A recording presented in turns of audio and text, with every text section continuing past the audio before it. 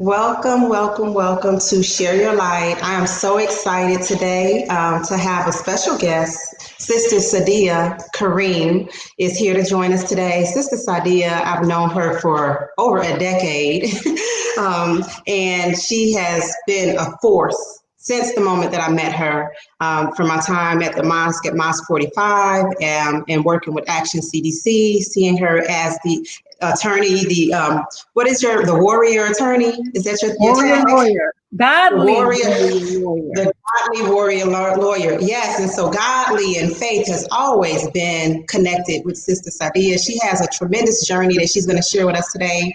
I remember when you were on, I have a testimony, and you shared with Brother Willie how you even studied and you were studying in the ministry class for becoming a Christian minister, and now, with your time in the Nation of Islam, those two, I guess the way that those two journeys that you've had in your faith have made you such a godly woman who's helped so many people in their journey on healing. She personally helped me in my journey on healing. So want to welcome Sister Sadiyah. Thank you so much for joining us, sister.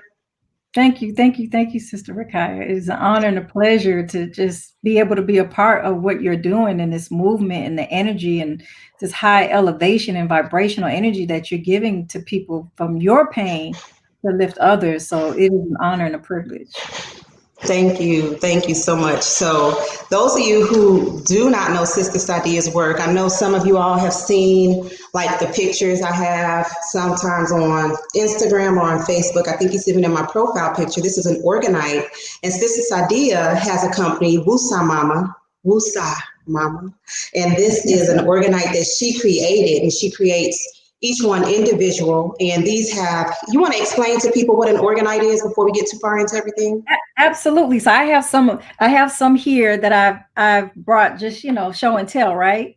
So these are Yes. some small ones with different types of crystals. You can see all of them have a copper tip, which is a good conduit of energy. And then it has copper wrapped around a quartz crystal with different layers of different types of crystals and metals. So I have small ones. I have some that you can, like, paperweight sizes, but each of them are layered with organic and inorganic material. The organic being the crystals, because crystals, a lot of people don't know that crystals are an actual living being and they grow. Energy comes from it. If you study the science of crystal, I know some people get into the spookism of it, but I don't. I've studied these crystals and they do have health benefits to it, but they're useful, especially this day and time. We're dealing with COVID, we're dealing with electromagnetic frequency from cell phone towers. And that's how I got started using these organites, because about 5 years ago, I had studied on it, crystals and organites, and then what you could do to kind of protect your environment, your home, from these harmful electronic radiations. I even have a device on my phone that helps eliminate or dissipate the electronic magnetic radiation. You on your phone, your cells are being affected. A lot of people get cancer, a lot of people get brain issues, can't think right. So for me, it was a no-brainer. My husband bought me a phone for Mother's Day, and it was 5G. So a lot of countries, other international countries, are not allowing 5G towers in their country because they know that the consequences of it can ill affect your health, cancer being one of them. So I was like, well, what to do? What do I do?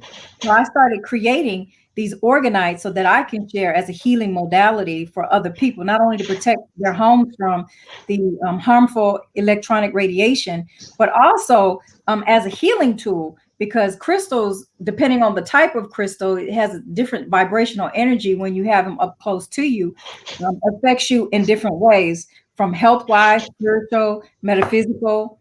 A lot of controversy in that, but the bottom line is everyone that I've been in contact with that has used these organites as a healing modality have experienced significant energy elevation. They've slept deeper, able to go into REM. People who've had fertility issues, insomnia, I mean, you name it.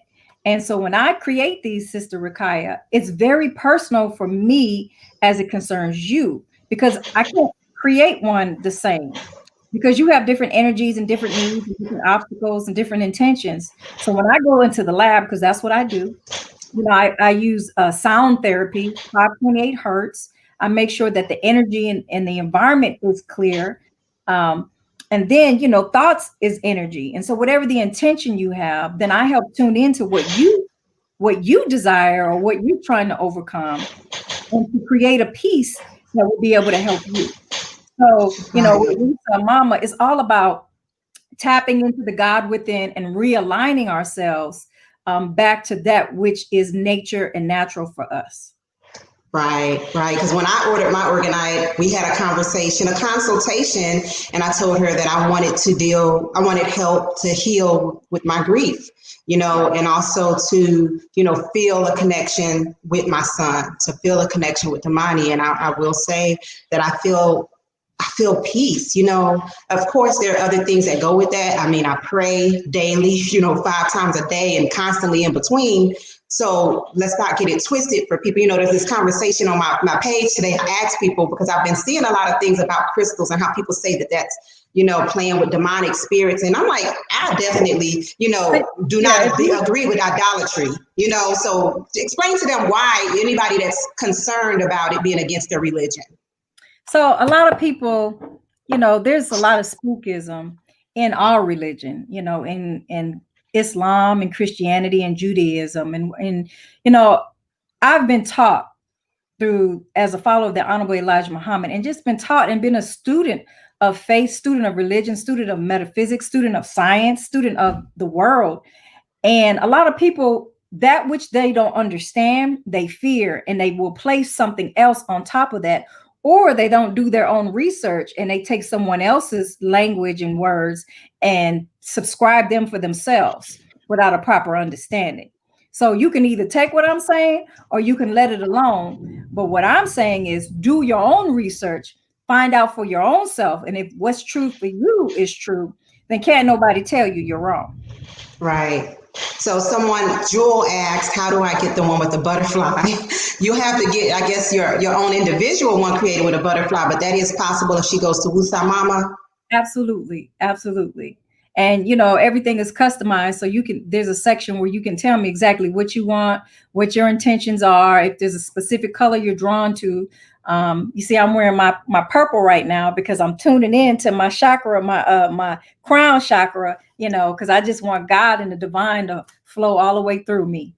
Yes, ma'am. Yes, ma'am.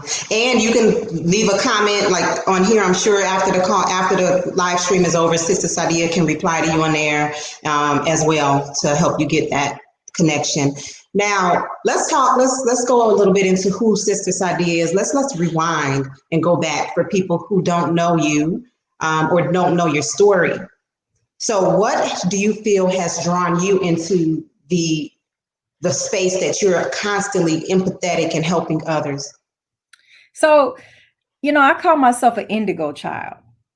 For as long as I have known myself, I've always known myself to be an old soul. Some people, old soul in the idea of that it seems like I've been here before. And so when I was younger, I was emotionally, mentally, and spiritually more advanced than the people that were around me. I was able to tune in to people's emotional energies. My son, I have a 6-year-old son now who's kind of very similar to that. And at a very young age, I'm one of 7. I'm the oldest, second oldest out of 7, but the only girl. And so I had a lot of male energy around me. And at the age of 10, I ended up in foster care because I was being sexually abused by my stepfather from the age of 5 to 10. And I decided to stand up for myself and report it to my teacher at the time during, I guess, one of those symposiums where they were giving us, watching us. We were watching videos on how to protect ourselves from, stranger danger, or someone touched you inappropriately, or somebody who was bullying you. And at that moment, it was my time to stand up and speak out for myself. And I remember during that process, And I suffered a lot of physical abuse and emotional, mental abuse from my stepfather as well. And, looking back now and going through my own healing process and looking at his life and his journey, I saw that there was a lot of abuse in his life as well. And my mother, was a victim to that, and my brothers were a victim to that. But I was the only one that was able to escape from that environment um, at a young age. A lot of my brothers, they went to high school or they got kicked out, and I went into foster care. Now, it was a blessing. I wanted to be in foster care. I no longer wanted to be in an environment where I was being hurt, molested, physically abused.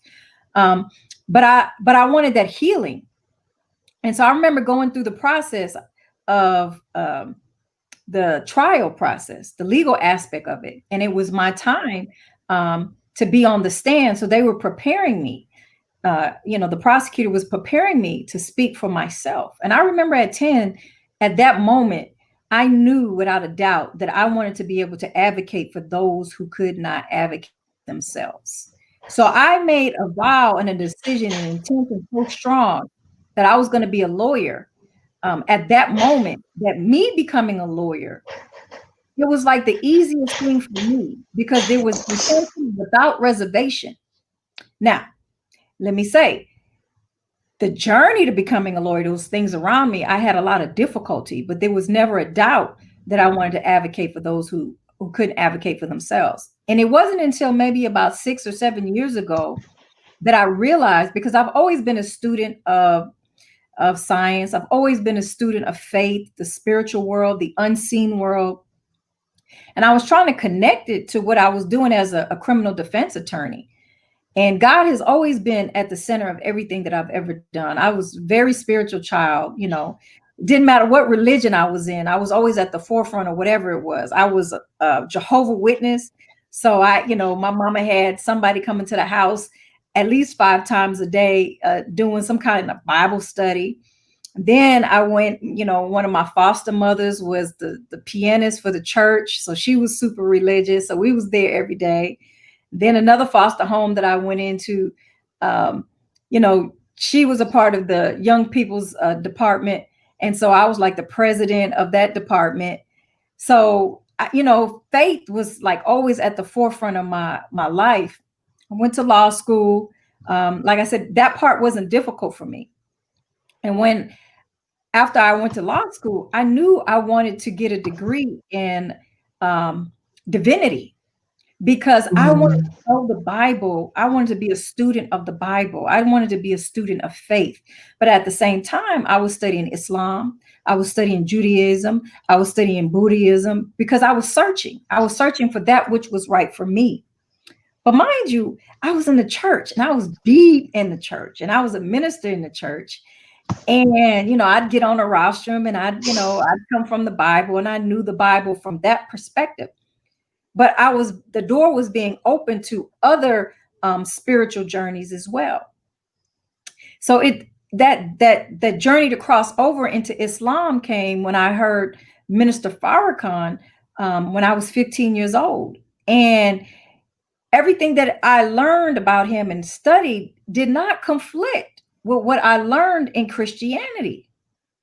But I knew that there was such a negative tone and negative propaganda and Black propaganda against Islam, because in the church it's like you a heathen, you going to hell, and it bothered me that if we both believe in one God, but we call them by a different name, and we both believe in Jesus, but one person was better than the other, I always struggle with that.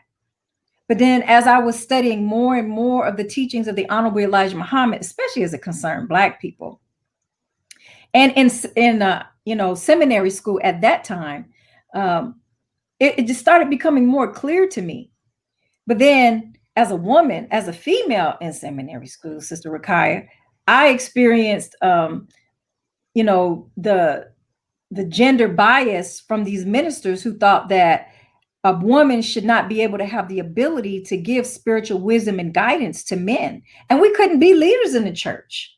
So in my seminary class, my preaching seminary class, I'm going to say accidentally, was the only woman, female in that class. Now, it may have been one other person, maybe out of like 40 or 50 people. And then when it was time for the lab, the practical, I was the only female.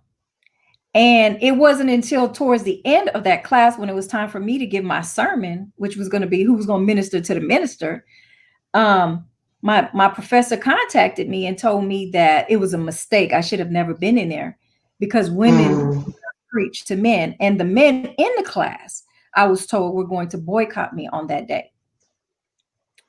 At the same time, there was a course that came out against Islam. And everything in my heart knew that this wasn't right. And I decided to leave seminary school for the way that they treated women and their take and view on Islam as a religion or a faith, that they were feeding this Black propaganda or feeding hate to us. And I just, I won't say what the school was, the name of the school, but fast forward, the school went through some litigation. Another African-American woman who they did the same thing to, and she won. So, but that journey, that struggle with faith, that struggle to be able to be a minister, that struggle, actually, my childhood, it made me who I am. And I know without a doubt that I know that I am a spiritual leader, and that, I have been made for such a time as this, and to be able to help others who cannot help themselves, and not necessarily the law. I'm a minister in the law, and I do everything I can to advocate for my clients and to get them mercy and grace, even if they're guilty. And a lot of people think, well, how can you represent somebody who's a murderer or a rapist, or who's a thief or a robber? You know what?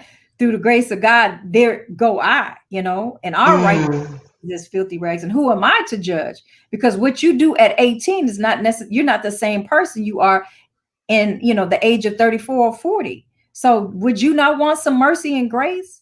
So I tell people, as a lawyer, I'm in the mercy and grace business. I'm a minister. I help women, and, my ministry right now is women and children. I adopted a sibling group of 4. My family members, because they were experiencing the same thing that I experienced as a child. And I knew that it wasn't even a second thought. I didn't know how I was going to do it. I was a newlywed, with my own child, with my 9-month-old child. But I knew that that was something that God had gifted me and given to me as for them on their journey and their purpose, so that I can intercede on their behalf. So my journey has been phenomenal, and my journey still continues in this healing aspect. But I know that what I do, and I advocate for those who can't advocate for themselves, whether it's mentally, spiritually, physically, legally, on every aspect. So I had to get the idea of, as a lawyer, I had to be one-dimensional. But I don't accept that reality, and that's somebody else's reality.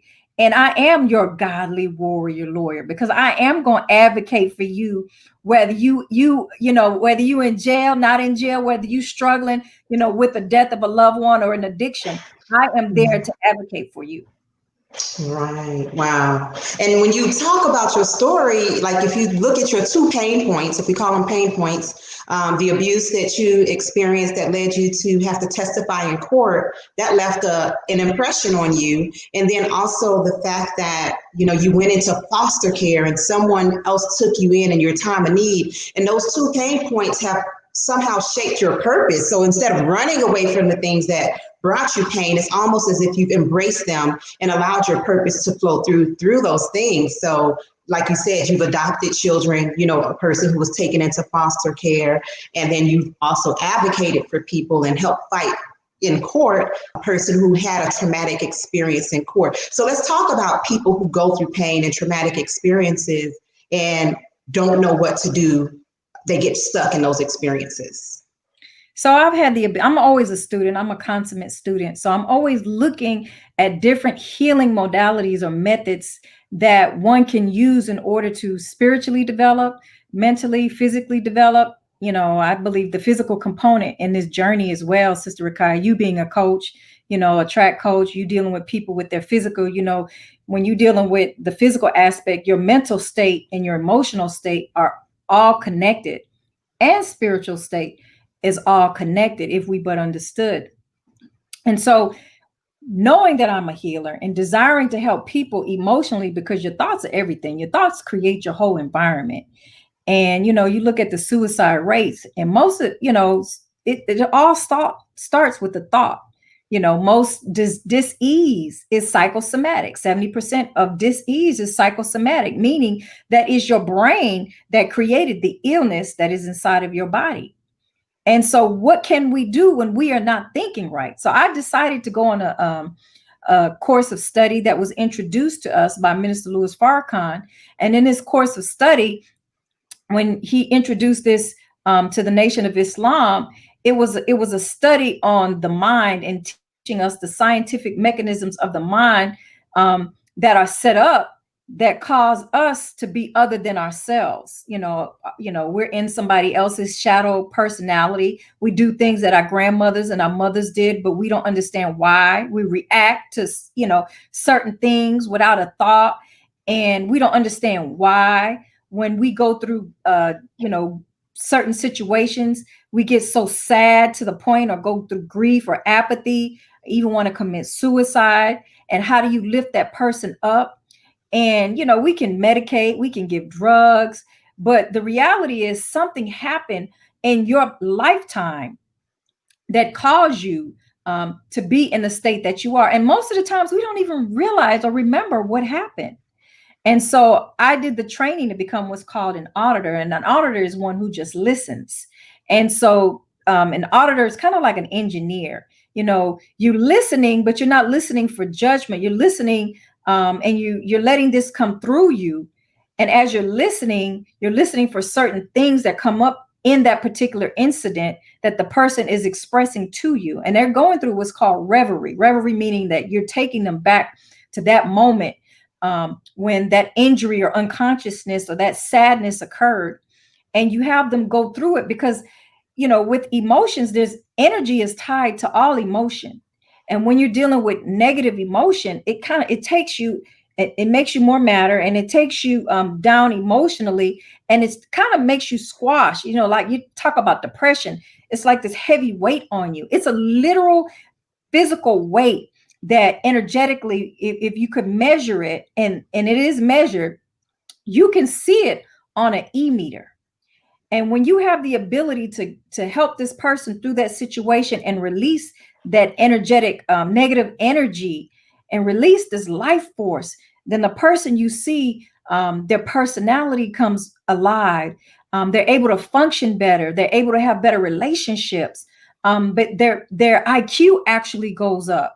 So it's a phenomenal to be an auditor, and to be able to be in this course of study to help others who are struggling. And I went through the process myself, Sister Rakaya. So it's not something that I'm telling you that doesn't work.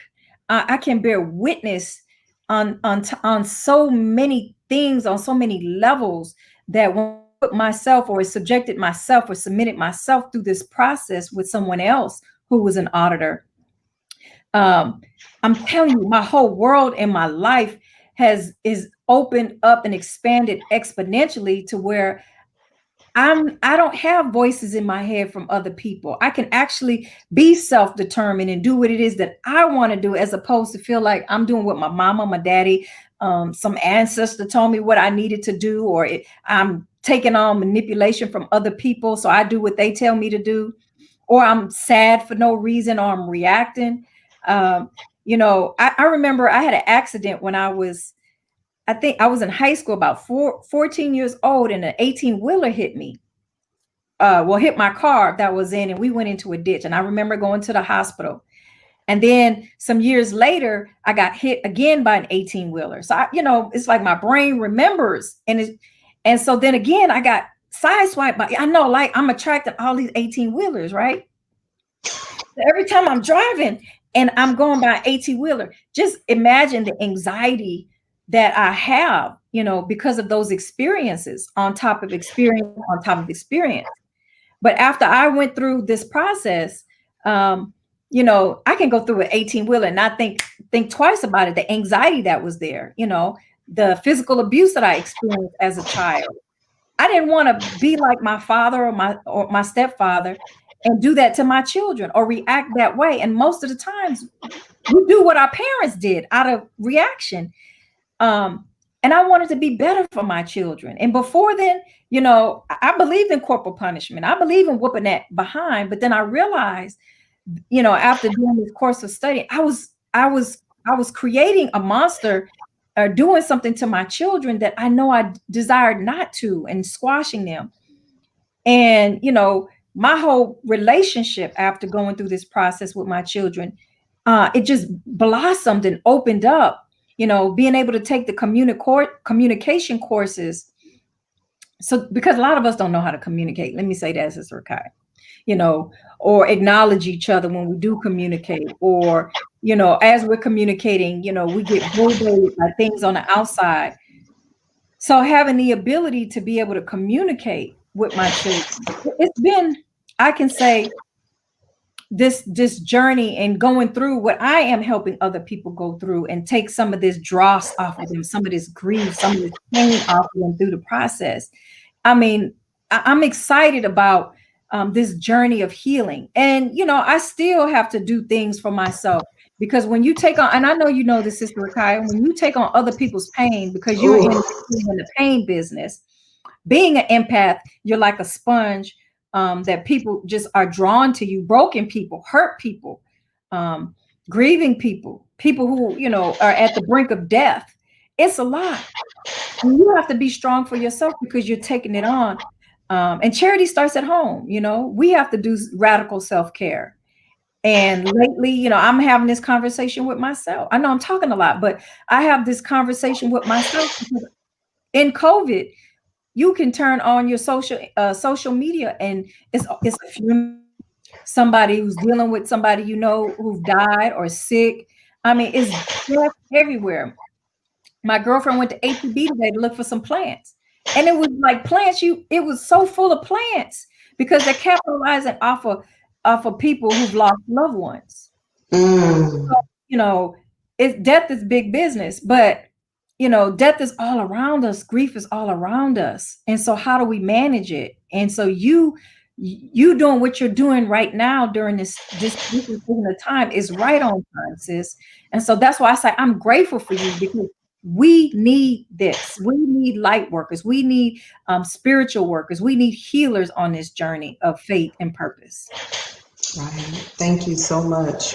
Right. And when you talk about trauma and grief and all of the things that we experience when we don't have an opportunity to process it, like you said, we become squashed. You being on the criminal justice side, do you recognize that there's a higher percentage of the clients that are in trouble with the law that have had trauma in their childhood? Absolutely. I see it immediately. And so, there's certain processes and techniques that you can use. I mean, just quickly to help people kind of lift them up immediately. And a lot of people, they're not, some people, they love their pain, they love their grief. It's a badge of honor. So some people are not willing to let it go. And you have to consult with people's will. You can't force anything. And I try not to make people wrong. But the beautiful part about it is I understand. And that allows me to have patience with the pain that they're going through. And so when I see them acting other than themselves, I don't condemn, I don't judge. I try to be compassionate, but I confront at the same time. And a lot of people think that confront is a bad thing. And confronting is being able to be there comfortably.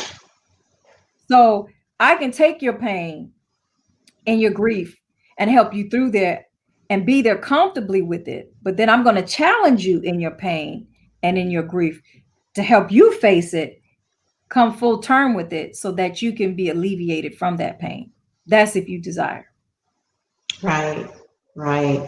I'm remembering, a few weeks after I lost Amani, and you came and you made me, I think it was the first time I left the house, you made me go on a walk and point out, just made me focus on the environment, focus on what I saw outside of me. You made me focus in on like numbers on houses and trees and squirrels and birds. And I remember that experience, but it was so uncomfortable because I did not want to leave the house. I did not want to get out of bed.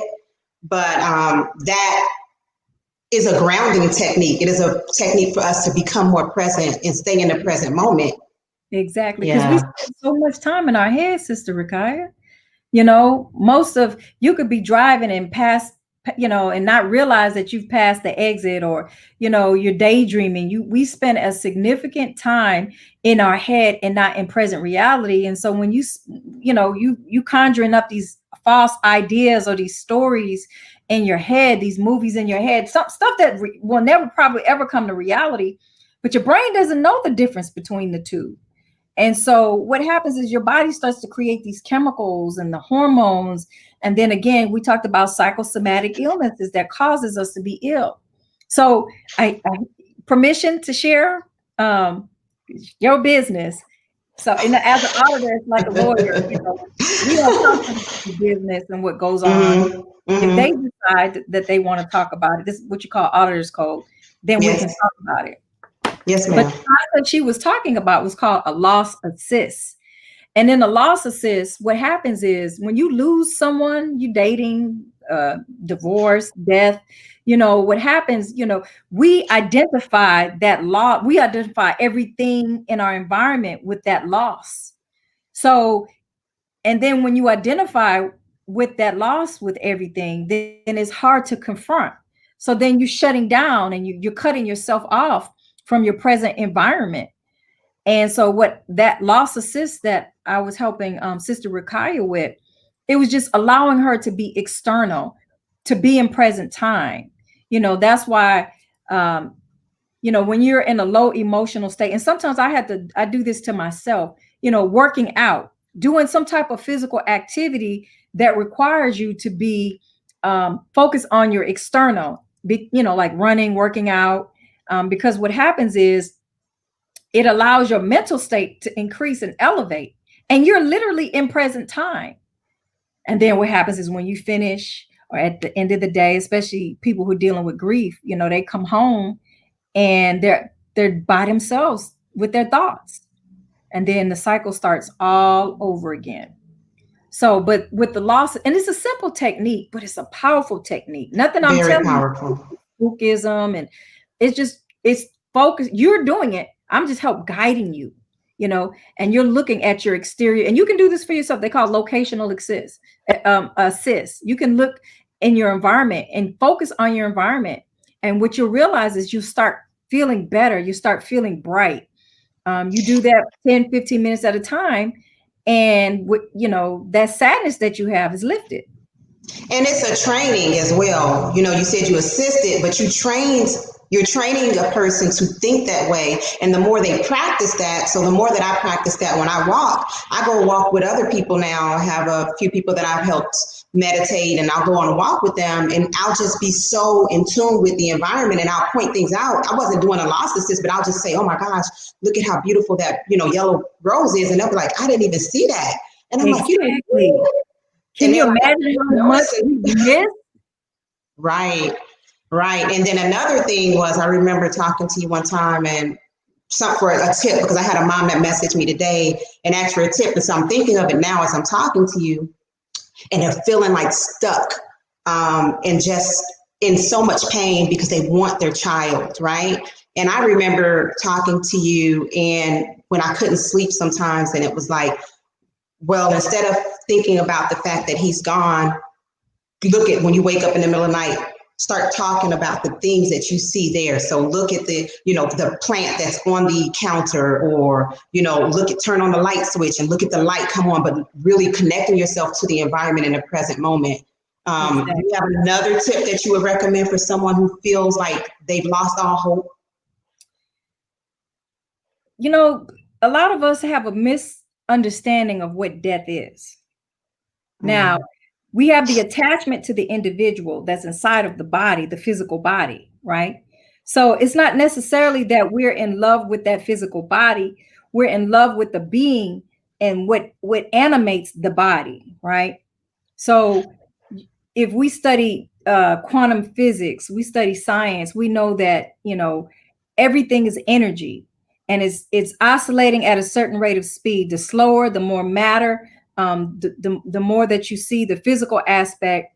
But you have to understand that person is not gone. I know I sound crazy and spooky, but the energy and the being and the essence of who that individual is still exists. And if you trust and believe that, although the physical body may not be there, you can still connect with that person. And so when you realize that, the body, although it may deteriorate, it goes back into the ground.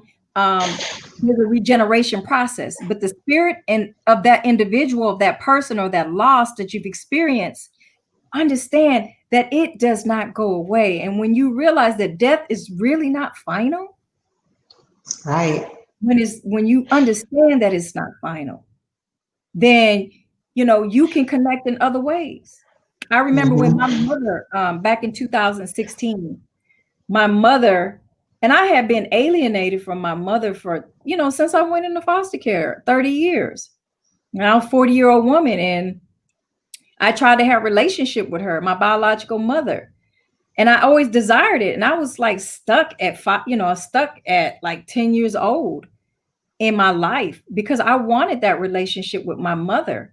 But, again, I grew up in foster care, and, with it being an, abusive home that I was in, and she did not want to confront the reality that her only daughter was being sexually abused, confront the, most, you hear that story so often. But she was suffering from the guilt of knowing that her child had been abused, and she failed to protect me. So cancer, that guilt, it ate up her body. So when she was dying, or she got the diagnosis that she had cancer, I tried to get back into her life, and she rejected me. I remember it was like November 2015 at the beginning.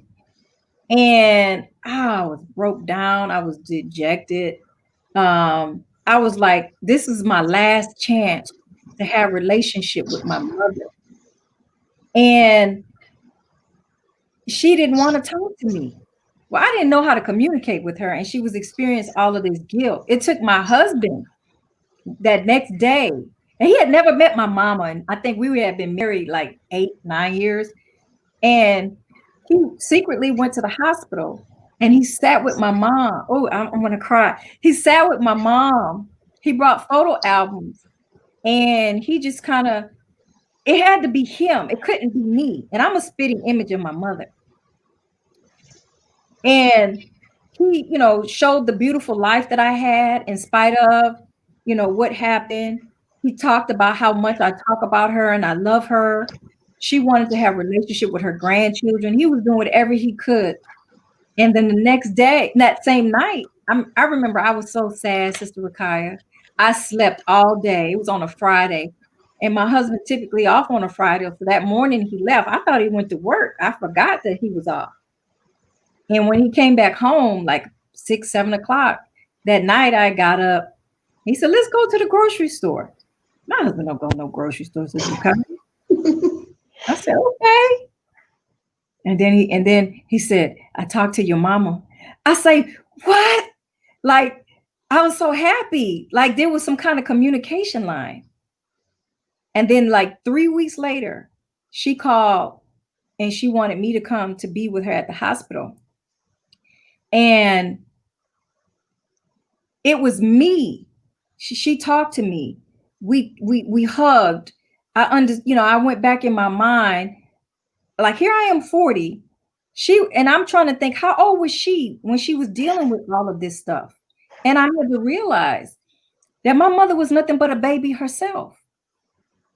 But it didn't matter anymore, what happened between us, because I had to be present at that moment for her. It was me that, was making sure that she was cared for. And I asked her, Sister Rakaya, I know it's crazy as hell, knowing that she was going to be dying soon. I said, Mommy, I said, will you be my guardian angel? Wow. And without hesitation, she said yes. And it wasn't for some spookiness, but because I knew that death wasn't final. But I wanted her to know that I gave her permission to stay connected with me because we couldn't be Mm. connected in life, physical life. But I wanted us to always continue to be connected, and we could be connected with thoughts. Things would show up. And, without sounding spooky, right when she was dying, I had a letter of instructions to help her, knowing that, right after, immediately after death, she may have an astral projection type of experience and she'll be scared and not know where she was, being able to see it. They call it exteriorizing, where you're not in your body. You're like out of body experience. So she was no longer in her physical body. And I had my brothers around and they gave me permission to do this. And I read her instructions to help her be able to cross over onto the other side. Wow. So that she could be at peace. And I was at peace, knowing that she was at peace.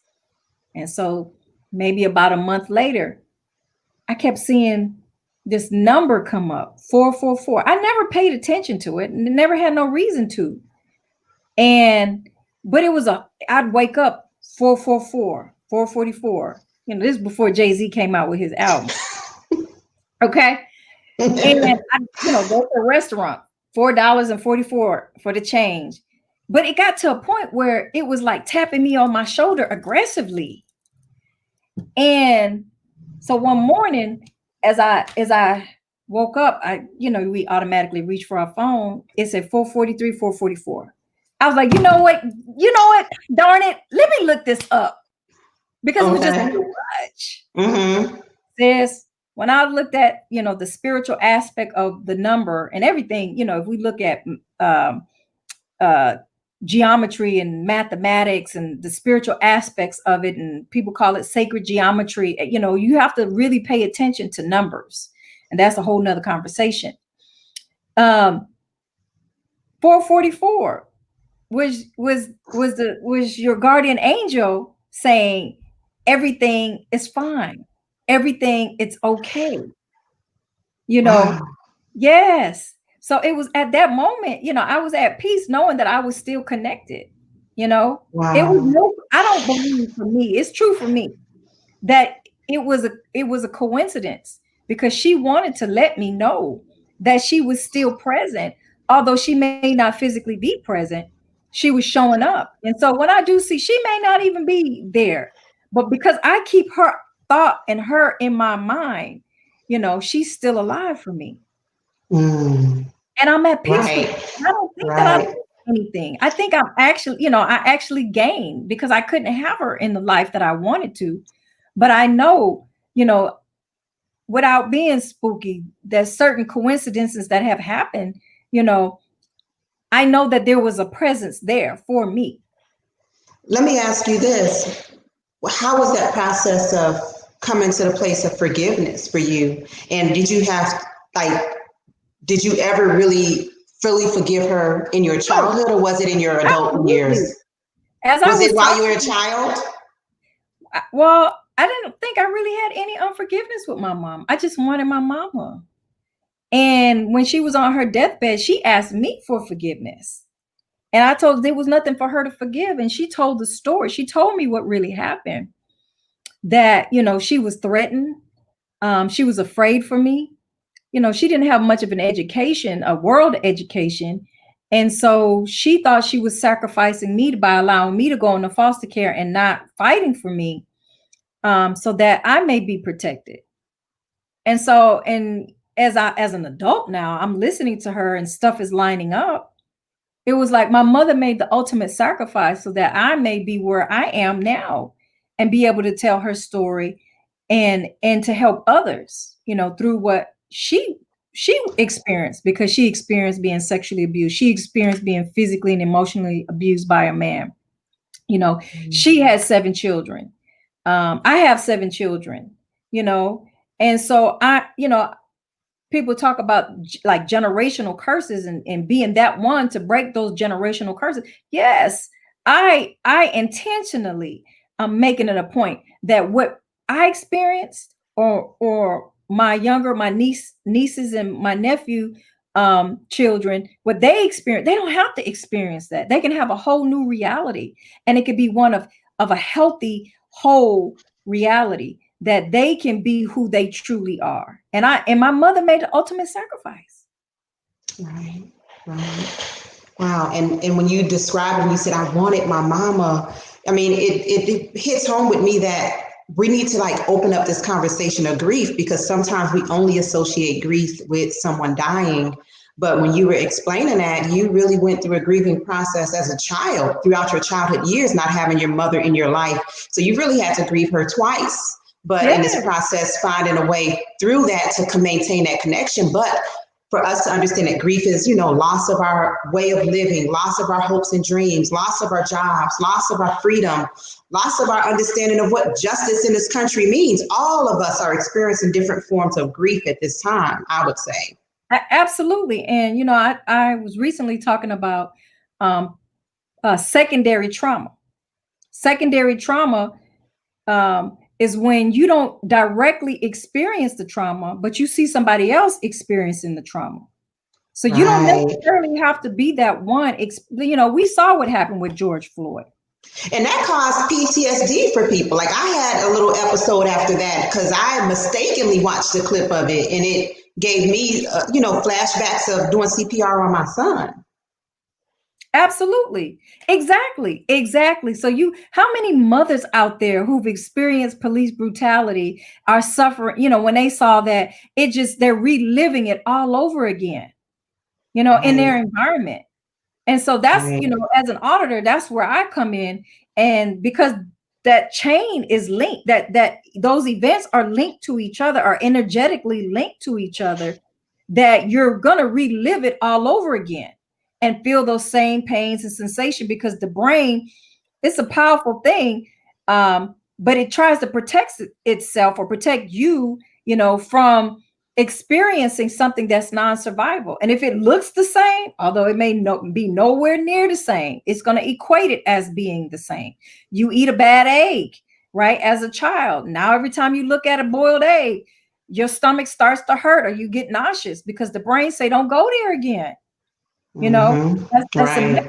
sometimes that mechanism is hindering us from Right. living our full life, or life to the fullest potential that we could possibly have. When we doing all of this, when a bug come to us, I always say, you bigger than a bug, kill it. Stop. I'm one of those people. I'm hiding from the bugs. I'm running.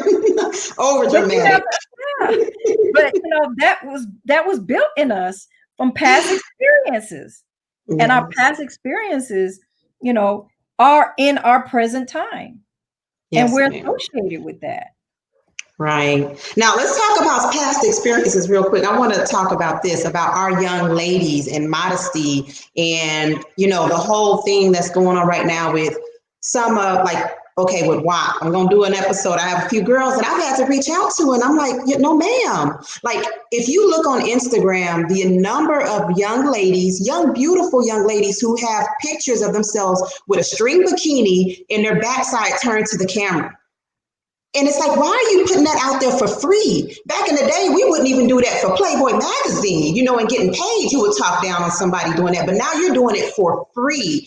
But it's something with society. And I think the trauma that some of them have experienced in childhood that have made them look for love in ways that are unhealthy. They do not feel love from home. And so now that's translating into this. They have been sexually abused or had abusive relationships, and that's translated into this. What are your thoughts? Because I know you did a video on talking about WAP and about, I haven't listened to the song yet, so I might need to do a listen on camera thing because I still haven't listened to it. I guess you can listen to it so you know what it says, but it's pretty much trash. I love my sisters, Beyonce, Cardi B, Megan Thee Stallion. Of course, Cardi B, it was revealed yesterday that she had filed for divorce. Sister Megan, she experienced being shot by her boyfriend. So with the acronym for what it stands for, it's really not working in their lives. And both of those women, and most majority of Black women, let's just be real about it, we've experienced some type of emotional, physical, or sexual abuse from someone that we have trusted. And if we take it back, to slavery, Black women were nothing more than objects, and we have experienced trauma after trauma sexually, and we were objectified, as a property, for the physical, for the sexual aspects of our body. We were the president, the founder of the medical association. He would experiment on Black women, pregnant Black women, just from a reproductive standpoint, without any anesthesia. So the pain and the trauma that Black women have experienced, best to believe it is in our DNA. So when I talk about, when we react, don't think that which is in our cells, in our DNA, has not been transferred down from child to child to child, generation to generation. And then you have the trick of the enemy, and systematic racism and white supremacy, who will promote and devalue the Black woman and sexualize her and make her into a caricature. Either she's a Jezebel caricature, meaning that she's over sexualized.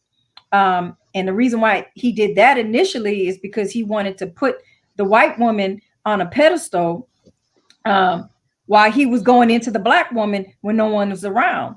And so then what he did was he created the Mamie caricature, the fat, Black, overweight, loud, boisterous Black woman, to make the white woman again feel like she was loved, and how I could never like something like that, although he was back there raping and objectifying the Black woman. So you have the psychology, and you have the physical trauma that's been passed down from generation to generation, and then you have an industry and a system that has been set up to put Black women in a particular position, making us think that we're winning with our bodies, when in fact that we're being more abused, and we're passing that on to our daughters.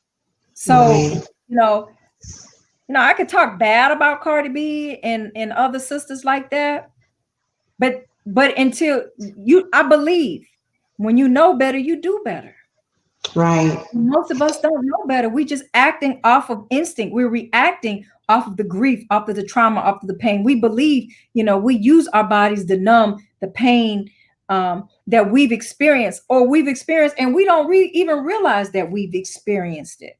Right. Or realize that we're doing it as a result of what we experience. We're doing it, and we separate the two. And when I've had some conversations with some of those young ladies, they're like, I never thought about it that way. Mm-hmm. Because I'll know things from their past, and they'll be like, I never thought about that being connected. And I'm like, yeah, that's something that you need to deal with. And no one's teaching them the value of their, judge the womb, the reverence of the womb. The men, they're not teaching the men to respect the woman. So she's being victimized. I mean, I could go on and on about this. That's why I advocate for my sisters. I'm a big advocate, no matter how deep in the mud she may be in, how deep in the mud her mind may be in, it's our job to help pull them up and to give them something different, and to put a clean glass next to a dirty glass, because best to believe they want something better than what they're experiencing, or they wouldn't do that. Right. And that's a part of what you guys do at Queendom Come. Absolutely. We help the women and the girls realize their own value as females, as queens. We dress modestly, but not to the point where we're subjugating and castigating them for not dressing like us. We just be an example. And when you're an example with love, let me say with love, not with judgment, but with love, then they're going to want that for themselves. And I can say that because I can bear witness, because there was I, with my tight clothes and, cleavage. But the first time that I saw a sister in the headpiece, in her white, but she showed me so much love and the regalness, and I wanted that. And then to know that this is how God's women dress. This is how spiritual. They don't know that I'm a Muslim. I go places, sister, all the benefits that I get, because people see me as a woman of God. They don't know that I'm not a Muslim. I mean, not a Christian. You know, they see the nuns and they know that they're married to God, you know, and I'm married to God, you know, Right. and I try to, you know, reflect that in all that I do. Right. Wow. I want to ask you one more question, but I want people to go ahead. If you have any questions, we're going to, after this question, we're going to come to questions from our viewers. So go ahead and start typing those in. But with your experience, you talked about your experience with Jehovah's Witness, Christianity, your studies with Buddhism, your study, with Islam and, all of those religions. I know that after Damani passed, I just had a thirst for knowledge. So I just started reading everything. And I feel like there's so much division, that's man-made division between religions. But when you really look into the core of most religions, they're so similar. Can you talk anything about what you have learned through your journey through different religions for people who might see so much separation between them, but if there really is more unity? Absolutely. So when you look at Christian, you know, again, I went to seminary school, so you know, I had to study the history of Christianity. And Christianity, you know, did not start off as a peaceful religion. You know, Islam started off as a religion that was just, you know, with no war at the forefront. You know, when we look at the beginning of Christianity, we look at the death of Christ. When we look at Islam, we look at the death of Prophet Muhammad, peace be upon him. We look at Judaism. You know, we believe in one God. And when you study the universality of God, we believe in his oneness. And we believe that he indwells and is imbued in us. And so if we can get past the labels, because see, when you hurt, Sister Rakaya, when you need a healing, it don't matter if I got a headpiece on. It doesn't matter if I have a cross or a fish on me. You want some instant relief, or you want that healing. You want to be absolved, or whatever that pain may be. So you're not looking into the labels. And see, when people can get past the physical or the outside of that which is man-made and connect to the divine that's within, because it's in all of us, then we can be one. And so although I have chose the lifestyle and to, you know, and to be into the faith of Islam, meaning one of peace, and to be a Muslim is one who submits their will to God. Believe me that to know me, whether I have a headpiece on or not, is to know God, because the love that comes from me is a divine love that I want to express to you. And so if we can get past that, that's why I couldn't stay in seminary. I could have stayed in seminary school, but it was how they were teaching me hate for the religion of Islam that I couldn't stay. How they was teaching me hate against the women, you know, because God created man and woman in his likeness, right? And then, you know, but you tell me that I'm not of God or the same, you know, made from the same essence of him. I have a problem with that type of doctrine that you're trying to teach us. But I believe in the oneness of it all. Right. Wow. Wow. Yes, ma'am. Okay, we're going to go to a few comments. We have Amarie Muhammad says, Assalamu alaikum, family. Wa alaikum Walaikum salam, ma'am. salam. Yes, ma'am. Then we have P. Charlotte. Assalamu alaikum. Walaikum Much salam. love, Queens. Thank you, everybody, for tuning in. Thank you so much, Sister Sadiyah. It doesn't look like we have any questions at this time, but thank you, everybody. If you have questions after the live stream ends, you can go ahead and continue to submit those, and we will do our best to answer all of those. And thank you so much for tuning in. And I love you so much, sister. Thank you so much for the work that you're doing for our people. And I look forward to the next time that we connect. And let me say this, you know, a lot of people are curious, you know, why did I choose the Nation of Islam? Let me tell you why I chose the Nation of Islam. Because it was the first time in all of my studies at that time when I chose to stand up, it was the first time that I heard someone bridge the gap between God being a man, between Christianity, between Judaism, and made Islam a practical faith that I could follow unapologetically, knowing that, you know, we were helping to resurrect the mental minds of our people, and that there was particular type of teaching that not only reformed me, but looked at the woman, you know, and we talk about the woman being 75%, or the teachings are with 75% of the woman, knowing that the woman was sacred to God. We weren't being pushed down. We weren't being neglected. We weren't being abused, but we were being used for such a sacred thing. You know, we're teaching how to give birth to gods, you know, how to give birth to Moses and Jesus and Abraham. I've never heard that before. So for me, choosing the Nation of Islam under the teachings of the Honorable Elijah Muhammad, with Minister Louis Farrakhan giving us a divine guidance, and being like Christ, you know, being that reflection, Sister Rakaya, it was like a no-brainer, because he wasn't bad-mouthing a Christian. He wasn't bad-mouthing Jesus, but he was closing the gap between Jesus, Christianity, and then me, because I saw myself.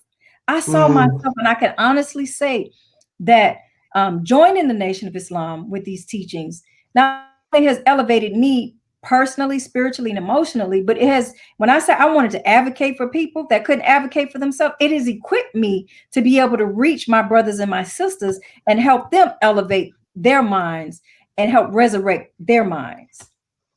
Wow. Yes. And when you talk about, you say being Christ-like, when people talk about, you know, do unto the least of these, right? And when you say that, the things that people in the Nation of Islam that we do is like going and getting people off the corner, going and getting people out the streets, going to the apartment complex, delivering meals. It's not just praying for people, but it's taking action and serving them in the name of God.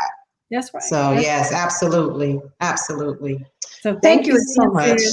Thank you so much. All right. Love you. Love you too. All right.